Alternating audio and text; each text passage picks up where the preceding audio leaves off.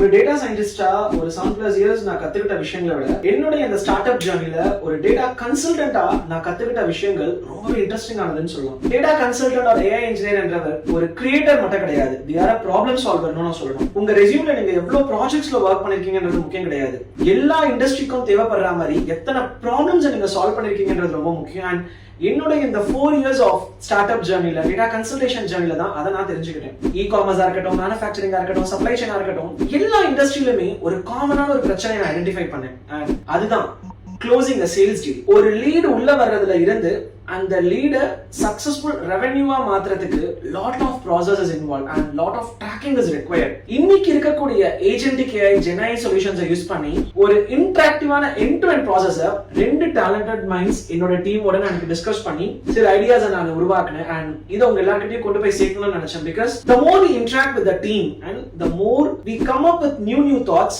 we add lot of innovation to our activities. So அந்த வகையில இந்த பர்టిక్యులர் ப்ராடக்ட் நான் இம்ப்ளிமெண்ட் பண்ணனா ஸ்மால் ஸ்கேல் பிசினஸ் பீப்புள்ல இருந்து லார்ஜ் ஸ்கேல் பிசினஸ் பீப்புள் வரைக்கும் இது அவ்வளவு ஹெல்ப்ஃபுல்லா இருக்கும். ஈவன் உங்களோட பிசினஸ்லயும் the same கிளாசிக்கல் ஆக்டிவிட்டீஸால உங்க பிசினஸை grow பண்ண முடியல ஆர் உங்க பிசினஸ்ல end to end automations கொண்டு வரணும் அப்படி நீங்க நினைச்சீங்கன்னா feel free to connect with me and myself as well as my team are here to support you.